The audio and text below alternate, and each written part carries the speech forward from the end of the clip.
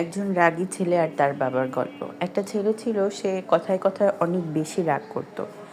একটু অল্প ছোট কোনো বিষয়ে সে এত বেশি রাগ হয়ে যেত যে মানুষকে খুব আঘাত দিয়ে কথা বলতো।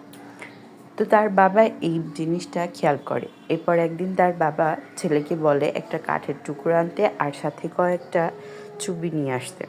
ছেলেটা সেগুলো নিয়ে আসে।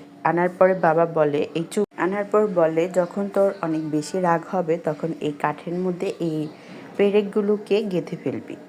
ছেলেটা বাবার কথা মতোই যখন তার অনেক বেশি রাগ হতো তখন ওই কাঠটার মধ্যে ওই পেরেকগুলোকে গেঁথে দিত। এরকম করতে করতে একদিন ছেলেটার মনে হলো, এভাবে পেরেক গেড়ে তো আমার কোনো লাভ হচ্ছে না। তখন আবার তার বাবার কথা মনে পড়ে যে বাবা বলেছিল যখন রাগ কমে যাবে তখন এই কাঠের থেকে পেরেকগুলোকে উঠিয়ে ফেলতে।